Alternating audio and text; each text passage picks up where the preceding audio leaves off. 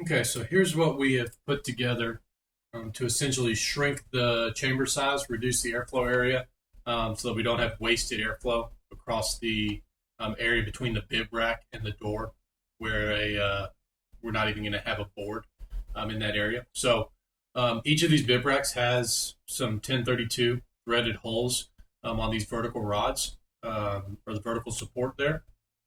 And so the first piece is just going to be a small L bracket that attaches to that. So 1032 hardware going through these holes into the rack on each side. And then from there, each side has a different little L bracket that goes into place. On the left hand side, we've got one here. You have a slotted hole for five of them going vertically down the rail here. And so it secures to that first bracket and then butts up against the edge of the chamber here. So blocks off all of that area where airflow was previously coming through. There's a couple of extra holes here if we want to put a self-tapping screw in. We can do that. I don't think that's going to be necessary, but they're there just in case.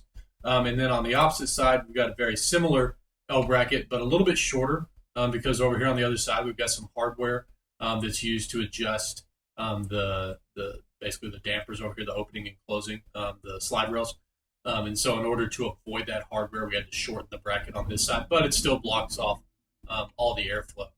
So ultimately what we've done here is all of this air that was going to be flowing in front of the bib rack, not across any sort of components on the actual CC3 board, is going to be blocked off. And so if I pull up a top chamber view here, or if I section this out, then we can see in a little bit more detail what exactly I'm alluding to here. Right there. And so when I do that, and I go with the normal view here, this bracket right here, it's the first bracket, has a little nut, a little pin nut on the backside, secures here to the bib rack, comes out this way. The second bracket, you have your slotted hole here, and then butts up here against the side of the chamber. Once again, the slot holes, that just allows us to really get a good flush mount there. And then the same thing over on this side, bracket secured to the bib rack via the existing 1032 threaded holes. A little pin nut here, slotted hole on this second bracket, and then it presses up against here on the side of the chamber.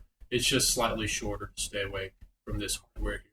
But now this whole area here, it's not going to let me highlight, but this whole area is no longer, you no longer got airflow going through there. All your airflow is being forced to actually go over the rack and to go over the components on the to go into your go over your CC3